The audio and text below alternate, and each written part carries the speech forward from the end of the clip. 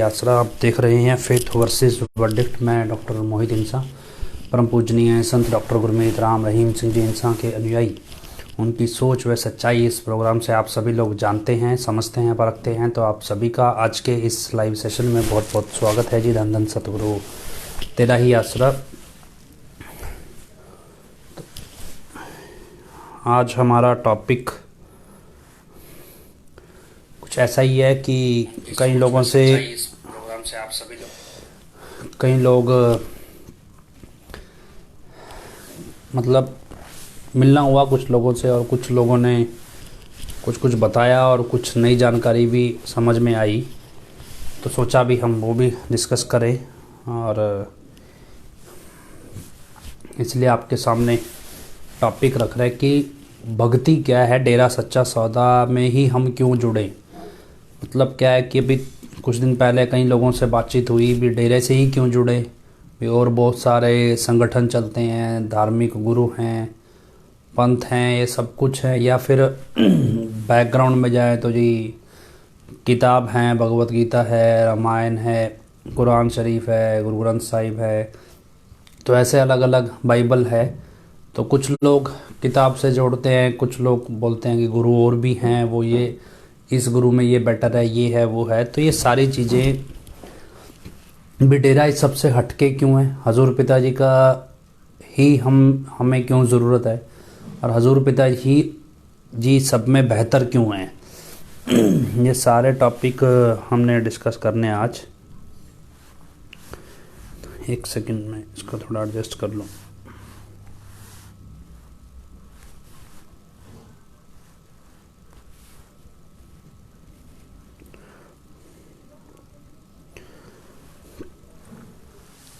जी, तो ये टॉपिक्स हमारे आज के रहेंगे। अब शुरुआत करें हम इसमें कि जैसे अभी एक दो दिन पहले बात हुई कि एक भाई आया, वो बोलता है जी आप सब कुछ छोड़ो, भगवत गीता पढ़ो, और भगवत गीता में ये सब कुछ लिखा है। बाकी उससे पहले भी रामायण को लेके अलग अलग चीज़ों को लेके बहस हुई है।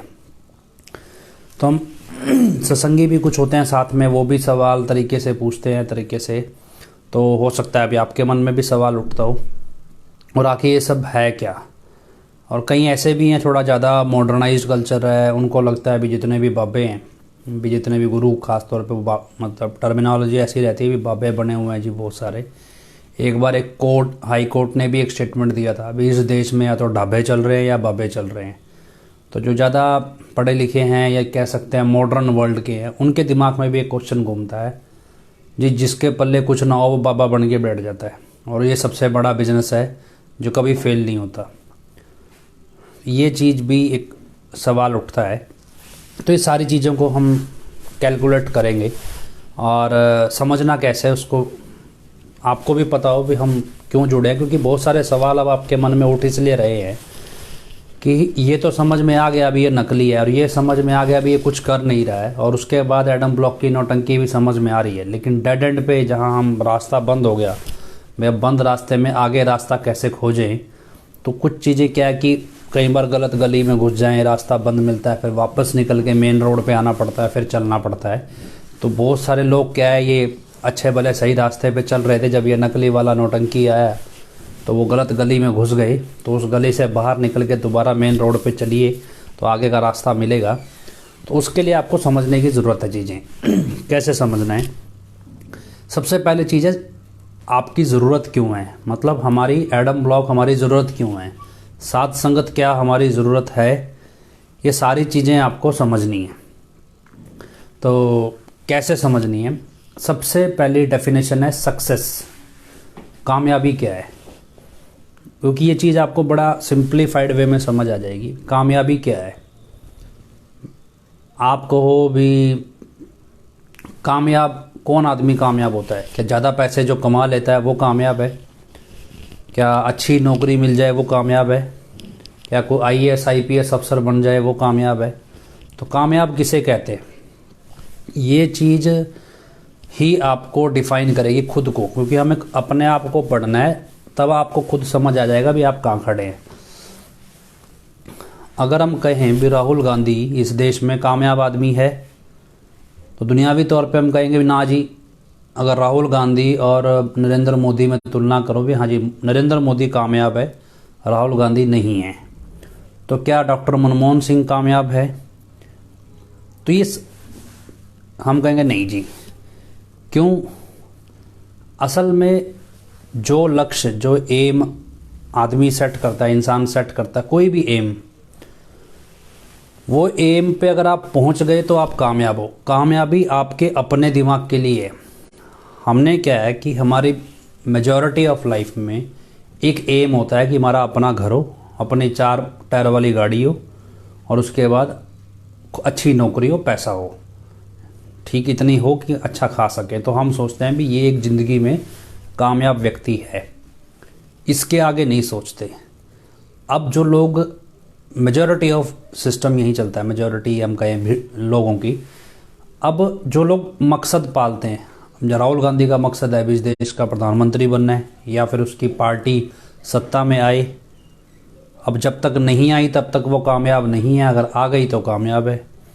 ऐसी बीजेपी है, अगर हार जाएगी तो फेलियर है, नहीं हारेगी तो कामयाब है। ये तो बड़ा सपना हो गया। आपके आस पड़ोस में आपको लगे यार ये आदमी पैसे वाला है, कामयाब है, लेकिन अगर उसके दिमाग में कोई और मकसद चल रहा है कि मुझे तो इतना बड़ा अमीर बनना है, तो वो कहेगा मैं कामयाब नहीं हूँ। मतलब कामयाबी की डेफिनेशन आपके द्वारा सेट किया गया एम, गोल है भी। वो गोल आप अचीव कर रहे हो तो कामयाब है, नहीं अचीव कर रहे हो तो फेलियर है। ऐसे ही अध्यात्म में, रूहानियत में एक गोल सेट होता है। वो गोल क्या है जी? 10वां द्वार खोलना है और भगवान के दर्शन करने हैं। दूसरा गोल क्या है? क्या सबका गोल यही है या नहीं? आप अपने आप से पूछें कि, और कैलकुलेट करें दूसरा गोल क्या है भी, हम डेरे में जुड़े क्यों हैं। इस ट्रैक पे चीज़ों को समझना आप आ जाएंगी, चीज़ें समझते समझते। हम अपनी लाइफ में फेल हैं, हमें लगता है कि हम अपना एम अचीव नहीं कर पाए। मान लो 25-30 साल तक के बच्चे हैं, स्टूडेंट्स हैं जो एम अचीव नहीं कर पाए। 30 साल से 50 साल की उम्र में पेरेंट्स हैं जो अपने बच्चों को सेटल नहीं कर पाए, या बच्चों के लिए जो सपने पाले थे, या जो 30 साल की उम्र तक एम अचीव नहीं कर सके, वो उसी एम को, उसी मकसद को अपने बच्चों के जरिए पूरा करना चाहते हैं। तो वो बच्चों को पढ़ा लिखा के बड़ा करके सेटल करना ही एम मान लेते हैं। अब 60 साल से 50-60 साल से ऊपर है तो वो अपना ज़िंदगी का एम तलाशने लगते हैं, अभी हमारी ज़िंदगी कहाँ स्टैंड करती है। तो अलग अलग तरह का एम है, उसी हिसाब से हमारी रिक्वायरमेंट्स हैं। आज की डेट में मान लो बच्चा पढ़ रहा है, एग्ज़ाम देने गया या देना चाहता है, या इंटरव्यू देना चाह रहा है, नौकरी लगना चाह रहा है, या स्ट्रेस में है, नया काम आया, वर्कलोड है, चाहे सरकारी है प्राइवेट है कैसा भी है, उसके ऊपर मानसिक लोड आ रहा है। आपने जितना भी देखा होगा यूपी वाले के प्रोग्रामों में, लोगों के, बच्चों के एक ही सवाल होते हैं कि स्ट्रेस स्ट्रेस स्ट्रेस, ये कौन सा स्ट्रेस है? ये काम है लेकिन जो एम सेट किया है वो अचीव नहीं हो रहा और खुद का माइंड डिस्ट्रैक्ट हो रहा है।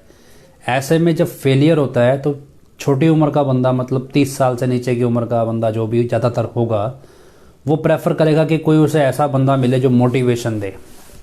तो आजकल क्या है, एक मोटिवेशनल स्पीकर अपने आप में एक बड़ा बिजनेस है कि आप लोगों को प्रोत्साहन देना है, और इसी प्रोत्साहन को देने के लिए लोग मतलब ये बिजनेस चलाते हैं भी, मैं आपको पंप दूंगा, पंप मारूंगा, प्रोत्साहन दूंगा। तो इसे इंग्लिश में कह देते हैं मोटिवेशनल स्पीकर। कम उम्र का बंदा है वो मोटिवेशनल स्पीकर को ढूंढता है, और मोटिवेशनल स्पीकर ऐसा नहीं है भी ज़िंदगी में सबसे ज़्यादा कामयाब आदमी है, उसका बिजनेस ही यही है, उसकी बोलने की कला ही ऐसी है जो वो आपको सिखा रहा है कि मैं आपको मोटिवेशन दूंगा। अब लोगों को चाहिए हौसला चाहिए, तो हौसला लेने के लिए भी फीस देनी पड़ती है, तो वो मोटिवेशनल स्पीकर हो गया। या फिर आप यूट्यूब की वीडियोज़ हैं, या अगर सेशन लगाओगे तो फीस दोगे ऑब्वियसली। तो ये सारी चीज़ें हैं। सेकंड क्या है भी, अब आपको मोटिवेशन मिल गया या स्ट्रेस है। दूसरा क्या है, अगर आप नशा करने लगें, नशा करने वाले हैं, दारू शराब जो भी, सिगरेट बीड़ी, कुछ भी तरह का नशा कर रहे हैं, या कोई भी गलत आदत पाल रहे हैं, और आपको लगता है भी आपके फेलियर में ये आदतें आपको दिक्कत पैदा कर रही हैं कुछ हद तक, या यूं कहें भी आपको लगता है भी मोटिवेशनल स्पीकर से काम नहीं चल रहा, भी आपके अंदर मोटिवेशन पूरा है, एनर्जी भी पूरी है, लेकिन बावजूद इसके आप कामयाब नहीं हो रही, तो आपके दिमाग में दूसरा कॉन्सेप्ट चलता है, और वो है भी भगवान वाला, मेरे भगवान को राजी करके रखना है। तो ऐसे में पैरेलल क्या है कि भगवान का कॉन्सेप्ट पैदा होते से सिखाया जाता है बच्चों को, तो इसलिए वो भगवान को भी राज़ी करने के लिए किसी न किसी तरह का पूजा पाठ चलता रहता है। लेकिन ऐसा नहीं कि उनकी उस पूजा पाठ का मकसद भगवान के दर्शन करना है, मतलब वो अपनी लाइफ में एक बैलेंस बना के रखना है। ये हम सबकॉन्शियस, आप अपने आप से सोच के देखिए, आपको समझ आ जाएगा।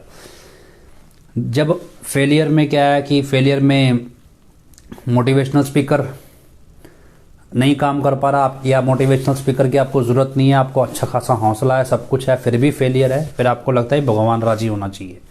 फिर हम क्या करते हैं, तो पिताजी के साथ जुड़े हैं तो सिमरन करना चाहिए, सिमरन करते हैं 5 मिनट 10 मिनट नाम जपो, 15 मिनट आधा घंटा, और उसके बाद अपना काम करो, तो इस ट्रैक पे चलते हैं। कोई और है तो वो पूजा पाठ करने लगता है। उसके बाद जब आपको लगता है भी पूजा पाठ भी उतना फुलफिल नहीं है, तो हमें कोई बताए भी धर्म में हम गलती कहाँ कर रहे हैं, भी हमारा फेलियर क्यों है। फेलियर जरूरी नहीं नौकरी में ही हो, फेलियर लाइफ में किसी भी तरह का हो सकता है। आपके घर में कलेश रह रहा है, आप दुख हो, लगातार बीमारियां आ रही हैं, दवाइयों से ठीक नहीं हो रहा, वो किसी भी तरह की प्रॉब्लम को फेलियर कह सकते हो आप।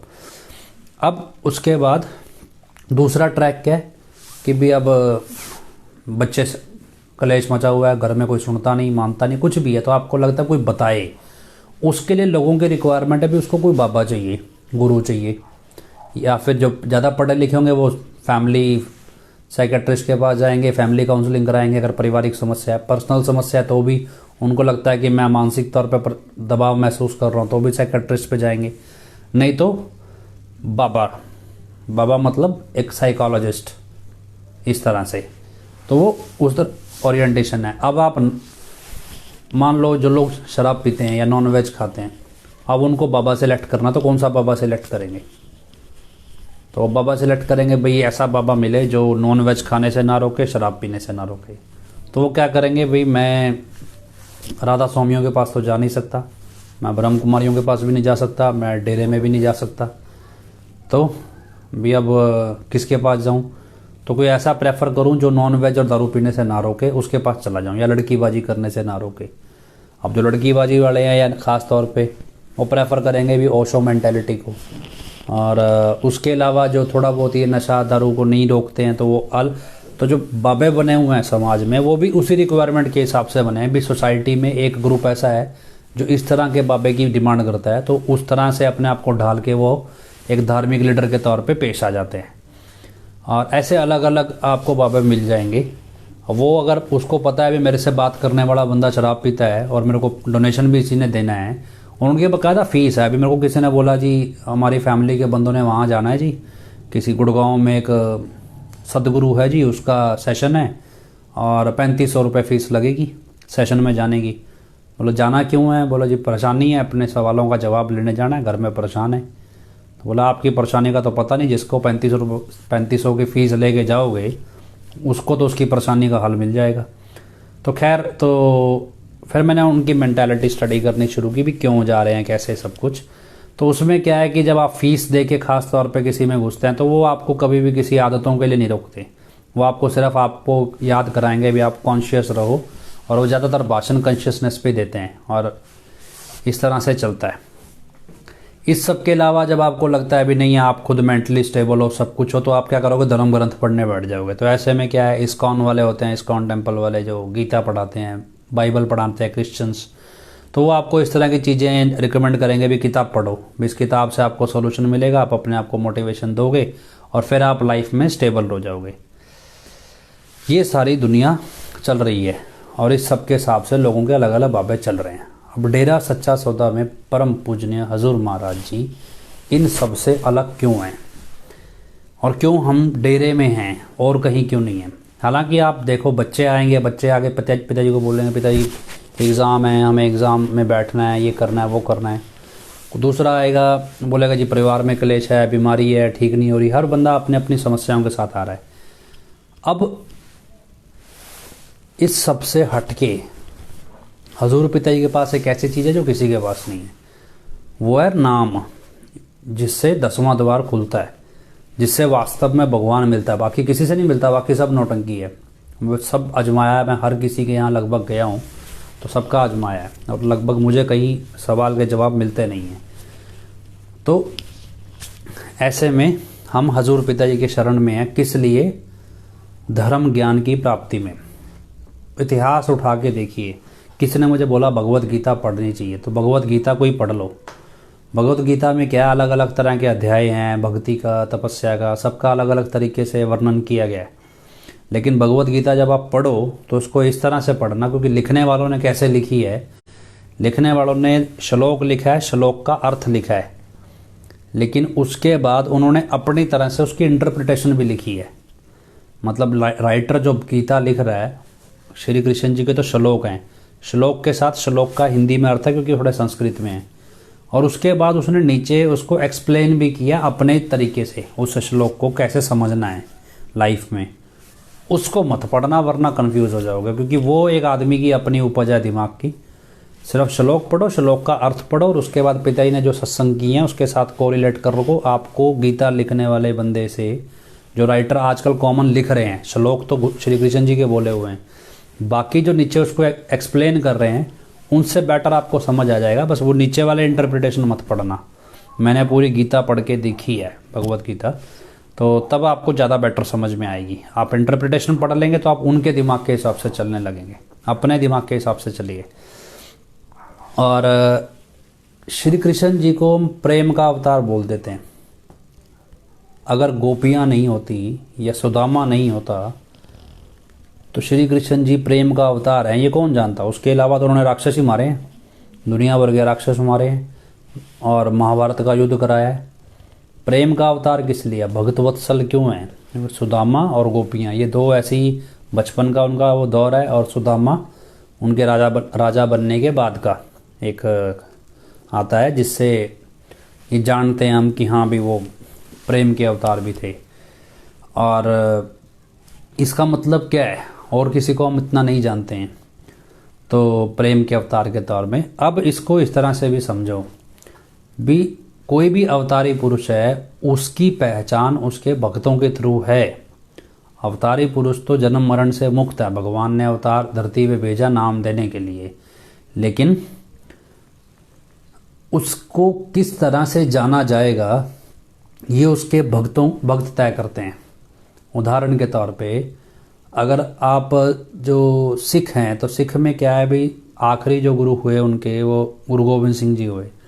अब उन्होंने जो लड़ाई लड़ी मुगलों के खिलाफ, उसके बाद से क्या हुआ, अभी सिख नाम भी उनके टाइम पे आया, उससे पहले तो सिख कोई एग्जिस्टेंस नहीं थी। सिख एक शिष्य को पंजाबी में सिख बोल देते हैं, तो भी वैसे कोई सिख अलग से कम्युनिटी नहीं थी, लेकिन उनके आने के बाद उन्होंने एक कम्युनिटी बना दी। उस कम्युनिटी में जो आए लोग उनको अपने आप को सिख कहने लगे, ज़्यादा हार्डकोर हैं तो खालसा कहने लगे।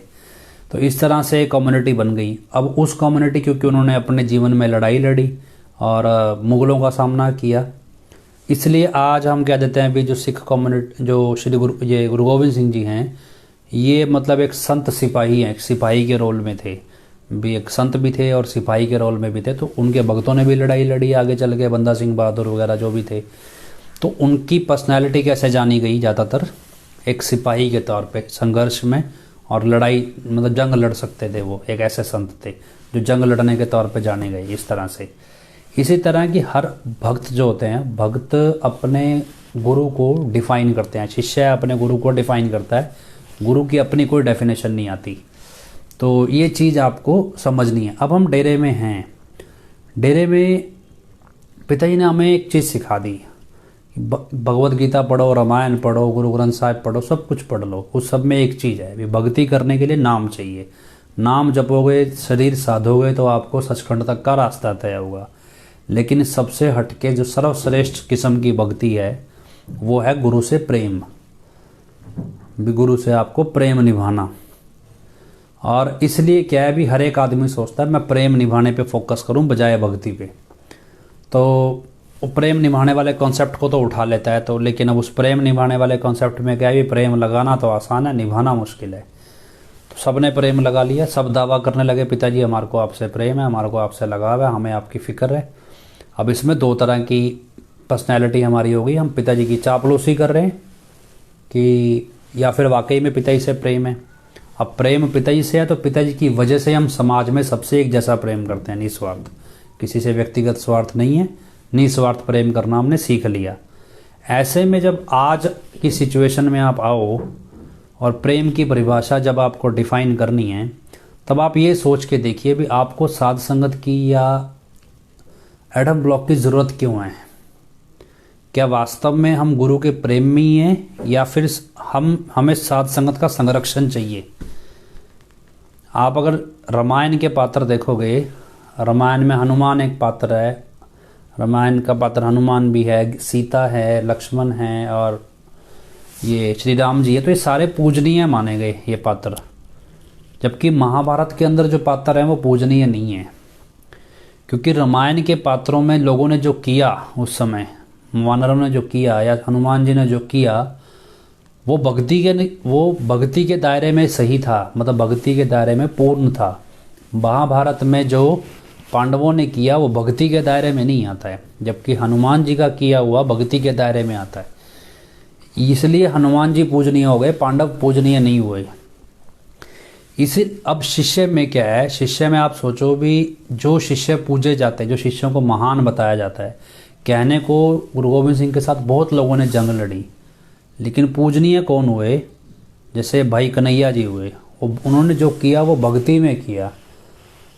एक बाबा दीप सिंह को भी बड़ा रिस्पेक्ट से देखा जाता है, या फिर ऐसे, क्योंकि जो उन्होंने क्या किया, भाई सिर कट गया जी, लड़ते रहे, वो क्या, वो भक्ति के दम पे सब कुछ हुआ जो भगवान ने किया। एक मतलब पूजनीय महानता उस चीज़ में आती है जो भक्ति के दायरे में चीज़ की जाती है। बेशक वो युद्ध लड़ा गया हो, बेशक वो सेवा की गई हो, कुछ भी हो, लेकिन दायरा भक्ति का हो और व्यक्तिगत स्वार्थ का दायरा नहीं। जबकि पांडवों के उसमें व्यक्तिगत स्वार्थ, राजपाट भी जुड़ा था, इसलिए महाभारत के पात्र पूजनीय नहीं हुए। अब आप हजूर पिताजी के इसमें आएंगे तो आप देखिए भी आपको क्या चाहिए। कृष्ण जी ने वहाँ ये चीज़ भी दिखाई महाभारत में भी, आपको नारायणी सेना चाहिए मेरी या मैं चाहिए। अब जिसको कृष्ण जी की औकात का पता था भी, किस लेवल क्या चीज़ है, क्या हस्ती हैं, उन्होंने कहा जी कृष्ण जी चाहिए और सेना नहीं चाहिए। आज की डेट में आप आओ तो आज की डेट में क्या रेस लगी है, क्या एडम ब्लॉक को वास्तव में पिताजी चाहिए या एडम ब्लॉक के जो चेले बने हुए हैं उनको पिताजी चाहिए? उनकी रेस क्या है?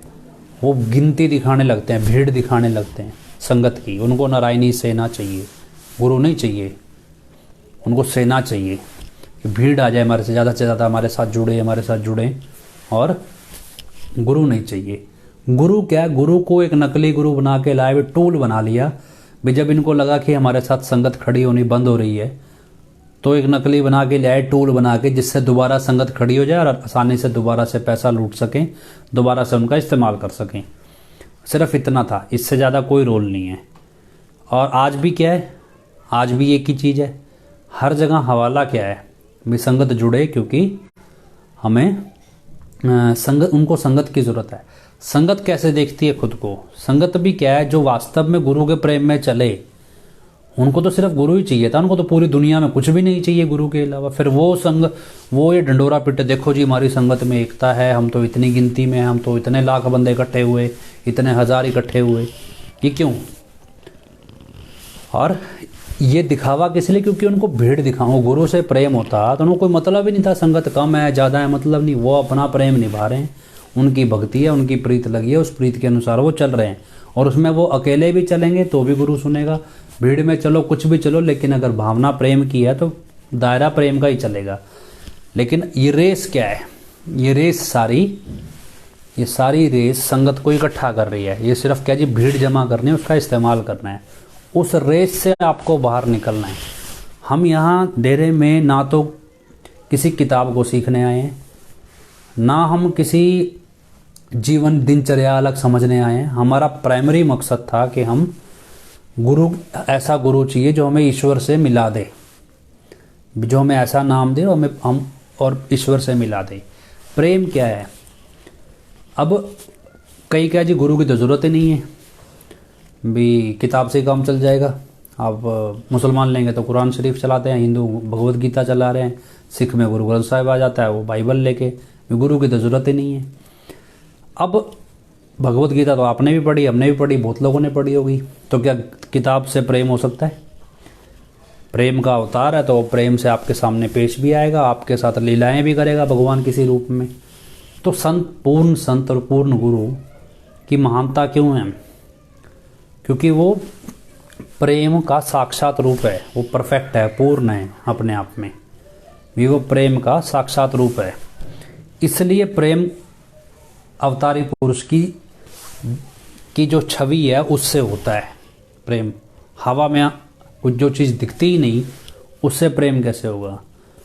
बार बार पिताजी बोलते हैं कि द्वापर युग में मूर्ति पूजा का आया, ये बंदे सरब में भी लिखा है भाई, मूर्ति पूजा को प्रेफर किया गया, लेकिन अंत में भगवान ने मूर्ति पूजा स्वीकार नहीं की। तो उसके बाद भी मतलब ये कहा गया भी सत्संग जरूरी है, राम नाम जपना जरूरी है, मूर्ति पूजा को स्वीकार नहीं किया, लेकिन मूर्ति पूजा का चलन द्वापर में आया। अब पिताजी अक्सर एक कहते हैं कि भगवान वो है जिसे भगवान ने खुद को बनाया है, भगवान ने हमें बनाया है, हम भगवान को नहीं बना सकते। मतलब आप ये नहीं कह सकते कि हमने भगवान बना दिया, अभी हमने एक मशीन के अंदर कागज़ डाला, प्रिंट की कमांड दी और भगवान बन के तैयार हो गया। भगवान वो है जिसने हमें बनाया है, और भगवान का जो साकार रूप है वो अवतारी पुरुष है जिससे हम प्रेम करते हैं, और इसलिए भगवान उस साकार रूप में ही दर्शन देता है किसी भी तरह से, क्योंकि हम उस रूप में ही भगवान को प्रेम करते हैं। और इसलिए भक्तों ने पुराने समय से लेकर अब तक शिष्य गुरु से बढ़ के किसी को नहीं मानता, क्योंकि वो असल में गुरु नहीं है, वो उसके लिए ईश्वर से भी बढ़ के है कि ईश्वर भी आएगा तो उसके गुरु का ही रूप धार के आएगा।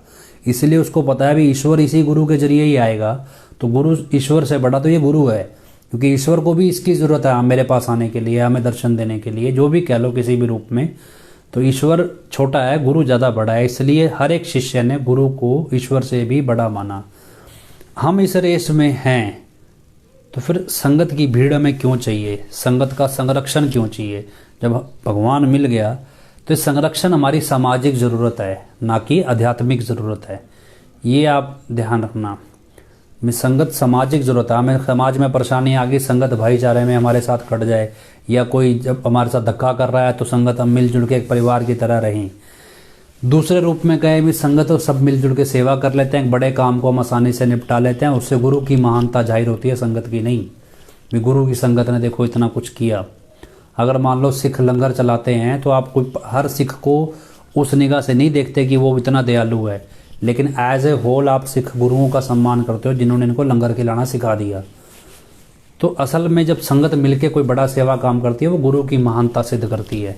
इसलिए संगत का जो साथ संगत का संग है, गुरु की महानता होगी तो गुरु उसके बदले अपने पास तो कुछ रखता नहीं, वो तो देने ही आया है, तो वो आपको आपके कर्म खत्म कर देगा, सब कुछ पाप माफ़ करेगा वगैरह वगैरह जो भी है। तो इस तरीके से आप चीज़ों को समझें भी हमारी ज़रूरत कहाँ है, हम डेरे में खड़े कहाँ हैं। संगत की भीड़ की ज़रूरत हमारी सामाजिक है। अगर आप जब ना तो सफाई अभियान हो रहा है, ना कोई वैश्यावृत्ति में किसी की शादी हो रही है, ना कोई जा के हम जगह जगह मतलब लोगों को जोड़ रहे हैं, हम सिर्फ जो हम मतलब आप संगत का लें भी, एडम ब्लॉक सिर्फ संगत का इस्तेमाल करके उनसे पैसे वसूल रहा है हर महीने में। तो किसी भी मायने में परहित नहीं है, क्योंकि वो अपने स्वार्थ के लिए वसूल रहा है, अपनी प्रॉपर्टियां अपनी संपत्ति बना रहा है, और अपराध की दुनिया में अपराध कर रहा है, पकड़े ना जाएं तो मर्डर कर रहा है, कत्ल करवा रहा है, दंगे फसाद करा रहा है, सब कुछ करा रहा है, किस लिए, सिर्फ खुद का पैसा जोड़ने के लिए। ये किसी भी मायने में रूहानियत के खाते में कहीं भी नहीं आता।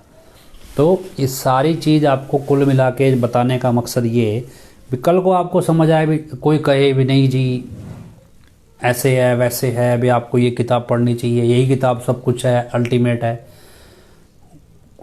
प्रेम का, अगर प्रेम के मार्ग से भगवान को पाना है, अगर तपस्या करनी है, नाम दे दिया जपे जाओ। अगर प्रेम के मार्ग से पाना है तो प्रेम के मार्ग में तो ईश्वर का साकार रूप गुरु ही है। और प्रेम का अवतार क्या, क्योंकि वो घट घट की जानता है। आपको एक उदाहरण देते हैं, उसके बाद बहन वीरपाल का और कर लेंगे। एक जैसे उदाहरण देते हैं भी, एक सेवादार, असली घटना है ये। एक सेवादार डेरे में सेवा करने गया, और भी सतगुरु कैसा होता है, वो क्यों उसे प्रेम, क्यों लोगों को उससे प्रेम होता है, और क्यों ये यूपी वाला जो कार्टून है इससे किसी को प्रेम नहीं है। और अब अचानक से संगत का नाम चर्चाओं में 80 से 90% आना कम हो गया है। मतलब जहाँ 1000 लोग नाम चर्चा में आते थे, वहाँ 50 लोग आने लगे हैं।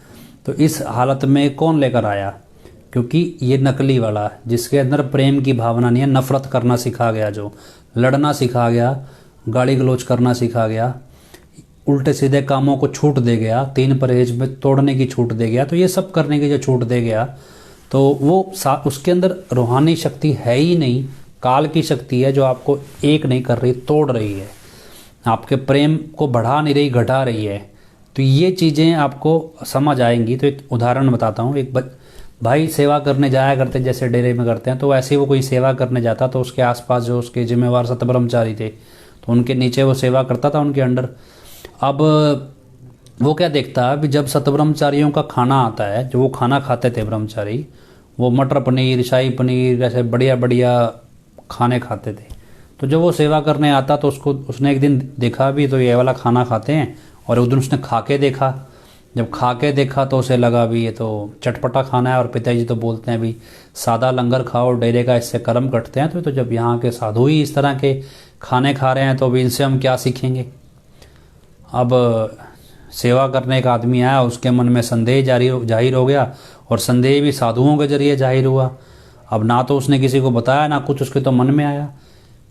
शाम को मजलिस लगी, पिताजी स्टेज पे आए, तो पिताजी ने यही टॉपिक उठा लिया, क्योंकि उनको पता है भी एक सेवादार के मन में शक जाहिर हो गया, और वो उसको गलत चीज़ समझ रहा है इसको।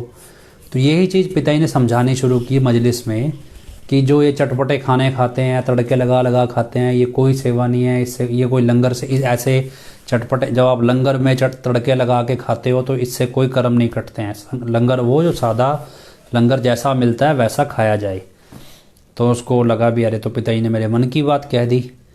तो थोड़ा दिन और निकले, समय निकला कह सकते हैं। और एक बार क्या हुआ, कहता जी हम सेवा में गए हुए थे, और वहाँ पे जो क्या टावल था मेरा, और जो उसका टावल था, किसी सतब्रह्मचारी का टावल था, और जो मेरा टावल था वो एक जैसे रंग का था। तो एक दिन गलती से भी जो सेवादार ने सतब्रह्मचारी वाला टावल इस्तेमाल कर लिया। जब सतब्रह्मचारी वाला टावल इस्तेमाल कर लिया और उसे पता लगा, तो सतब्रह्मचारी आग बबूला हो गया, और वो दया गालियाँ देने लगा, बहुत अनाप शनाप बोलने लगा उसको। और वो उसको लगा भी यार साधु हैं, डेरे में भक्ति करते हैं, इतनी सेवा करते हैं, और अगर ये हमारे को इस तरह गालियाँ देते हैं, टावल ही तो गलती से यूज़ हुआ है, वो भी इसलिए भी रंग एक जैसा था, पता नहीं चला, और इतनी गालियाँ सुना रहा है भी यार, यहाँ से हम कुछ सीखने आते हैं भी, हम दुनियादारी की बातें, तो लेकिन ये तो हमें कुछ और ही सिखा रहे हैं। अब शाम फिर वहीं सत्संग में बैठा, कभी परेशान हो गए भी, ये तो गलत जगह आ गया मैं, या गलत सिखा रहे हैं मेरे को। जैसे जो लोग अपने आप को परखते हैं, समझते हैं, जो वाकई में डेरे में कुछ हासिल करने आए थे भक्ति के मार्ग में, वो तो हर चीज़ परखते हैं। तो फिर शाम को या कह लो अगले दिन जब भी मजलिस लगी, वो भाई वहाँ पे था।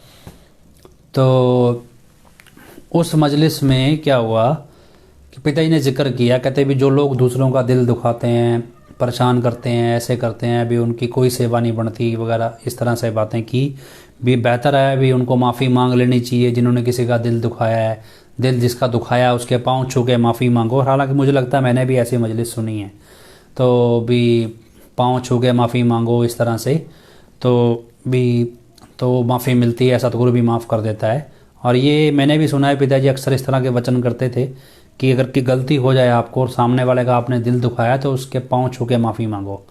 तो इस तरह से उसने कहा भी पिताजी ने वचन किए भी पाँव छू के माफ़ी मांगा करो। और उसके बाद कहता है भी मैं कॉर्नर में खड़ा था और पिताजी ने मेरी तरफ ध्यान दे के बोला, कहते क्यों अब तो खुश है। तो कहते वो जैसे ही मैं वापस आया सेवा पे अपनी, तो वो सतब्रह्मचारी मेरे पास आया, कहता जी गलती हो गई, और वो पाँव छू के माफ़ी मांगने लगा। मतलब क्या है कि जिक्र इसी बात का हुआ, कहते भी जो गुरु जब हम डेरे में आते, वो हमारे अंदर भावना आती, इतनी करोड़ों की संगत में अगर हमें कुछ गलत सीखने को भी दिख गया यहाँ पे, उसका भी क्लैरिफिकेशन वो बिना कहे जाने जानते और मजलिस में दे देते थे। मतलब वो जानते थे कि लोगों के अंदर कहाँ शक पैदा हो रहा है, कौन सी बात वो जानना चाहते हैं और क्या उन्हें समझाना है, उन्हें पता है। मतलब हम यूँ ही नहीं कह देते भी जानी जान होता है सतगुरु। और करोड़ों की संगत थी वो हमारे भाई, मतलब एक ही बंदे के लिए क्यों बोलेंगे, मतलब मेन है प्रेम की भाषा। और ये यूपी वाले में था नहीं, ये है नौटंकी। क्या कि प्रेम की भाषा क्या है भी, यही है भी आपने प्रेम कमाने आए, गुरु का प्रेम क्यों है भी, वो आपके दिलों की जानता था। बहुत से लोग ऐसे होंगे दिल में ख्वाहिश लेके आए और किसी को बताई नहीं और पिताजी ने पूरी कर दी। हालांकि हम चाहेंगे भी आप अपनी ऐसी कोई आपके साथ घटना हो तो आप हमें लिख के भेजते रहें फेसबुक मैसेंजर पे, इसी पे हो जब भी कोई, क्योंकि कई लोगों ने कहा भी हमें इस तरह की कहानियाँ या इस तरह के किस्से सुनाया करो, तो वो आप लिख के भेजते रहा करें, हम समय समय पे सुना दिया करेंगे जिसके भी किस्से हमारे पास आएंगे। मेरा कहने का मतलब ये है कि पिताजी ने प्रेम है, जिसका प्रेम है, प्रेम के दायरे में वो बंधा है और प्रेम से ही काबू आता है। वो भजन सुनाया करते ना भी, होके तू लाल अमुल्ला कानों विच खाक दे रुलदा, शायद कोई आन मिलसी तेरे खरीदार कल नूं, सोना है कह के तुर गया आवांगा यार कल नूं। अब आप सोच रहे हैं भी इतने करोड़ सरकार को खिलाएंगे तो सरकार पैरोल दे देगी, इतने लाख अफसर को देंगे तो वो ये कर देगा, इतने करोड़ जजों को देंगे, वकीलों को देंगे तो वो ये फैसला सुना देंगे, इतना सरकार के साथ वोट बेच देंगे तो वो ये फैसला सुना देंगे, मतलब ये हमारा फ़ायदा कर देंगे। इससे गुरु नहीं जीता जाता, वो तो अनमूल्य है, उसके लिए कितना पैसा खर्च दोगे आप भी। होके तुम लाल अमुल्ला कानों विच खाक दे रुलदा, शायद कोई आन मिलसी तेरे खरीदार कल नूं। उसका खरीदार कौन है? उसका खरीदार तो उसे सिर्फ प्रेम से ही जीत सकता है। प्रेम छोड़ के ये यूपी वाला सारी नौटंकी सिखा गया हमें, गुरु से प्रेम करना नहीं सिखाया इसने। बोला अब होता तो सिखाता है तो काल का दलाल है, तो ये रूढ़ी का पतंदर। तो खैर ये चीज़ें अब आप सोचें भी नहीं आज हमारा तो यही असली है, तो जिसको मानना है मानो, क्या फ़र्क पड़ता है। हम तो आज भी नकली कह रहे हैं, कल भी कहेंगे, डंके की चोट पे कहेंगे। जिससे जो उखड़ता है उखाड़ लो, और एक ना एक दिन इसको जुत्ती के नीचे ला के छोड़ेंगे और इसके सारे टोले दो। जिससे जो उखड़ता है उखाड़ो। तो क्या है कि कई क्या है कि लगे रहो हैं बिना मतलब की इंक्वायरियाँ करने, तो लगे रहो, कुछ नहीं मिलता, मिल जाए तो हमें भी बता देना। तो खैर घूम फिर के बात वही है, जीतना है गुरु वास्तव में वापस चाहिए तो प्रेम के जरिए ही आएगा और किसी जरिए नहीं आएगा। आप आज समझ लो, कल समझ लो। आपको लगता है पैसे से, सरकार से सेटिंग से, कोर्ट से सेटिंग करके, जब वो एक शख्स एक आम सेवादार के लिए भी उसकी दिल की भावना जान के बता सकता है ये सब कुछ, वो सत्संग में उसका जिक्र कर सकता है, उसकी परेशानी का जिक्र कर सकता है। वो अपने शिष्य, मतलब ऐसा भी हुआ है भी मरे हुए लोग तक जिंदा कर दिए जिसने प्रेम में भरोसा कर लिया। तो बाकी तो चीज़ ही कुछ नहीं है। तो क्या गुरु चाहिए तो प्रेम है तो जगाइए। सोच ये मत सोचिए भी आप अपनी ताकत से या अपने दिमाग से या अपने तरीक़ों से उसे जीत लेंगे। उसे सिर्फ़ और सिर्फ प्रेम से ही जीता जा सकता है। तो हमारे साथ फ़ोन लाइन पे रणवीरपाल कौर मौजूद है, तो हम उनसे आगे की चर्चा सुनते हैं। हाँ जी बहन।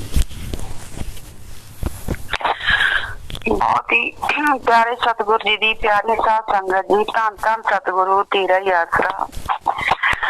गुरु प्यारी साध संगत जी, एक गल हमेशा अपने दिलो दिमाग दे विच सेट रखा करो कि साडे गुरु पिता जी वर्गा ना कोई सी, ना कोई है ते ना ही कोई होवेगा। मस्ताना ही महाराज ने भी एक बारी सेवादारां नूं बचन करदे ये गल कही सी बई कलयुग है जिहड़ा ये संतां महात्मा तो ठीक नहीं आउंदा। कलयुग नूं खत्म करने वास्ते कुल मालक आप आवेगा, क्योंकि जदों संत महात्मा आउंदे इस धरती ते तां काल आ जिहड़ा उन्हां नूं कोई ना कोई सजा दे के वापस भेज दिंदा है। इसे करके कलयुग नूं खत्म करने वास्ते कुल मालक आप आउणगे। संत तरवैनी दास जी ने भी यही जो गुरु पिता जी 4 साल दे सी वचन कीते सी, ये खेड रहे सी तां एक ऐ भी कहंदे भी जदों बचपन च उदों भी पिता पैदा होए सी, उदों भी जदों आए सी उदों भी उन्होंने वचन कीते सी। घरे आए सी जदों गुरु पिता जी नूं देखण वास्ते कि जिहड़ा ये बच्चा ये सतयुग लेके आऊगा। मतलब सतयुग तां ही आऊगा ना जे कलयुग नूं खत्म करके ही सतयुग आ सकदा है। तां गुरु प्यारी साध संगत जी, एक गल अपने गुरु पिता जी ते इन्ना दृढ़ विश्वास रखो ਵੀ ਸਾਡੇ ਗੁਰੂ ਪਿਤਾ ਜੀ ਵਰਗਾ ਨਾ ਕੋਈ ਸੀ ਨਾ ਹੈ।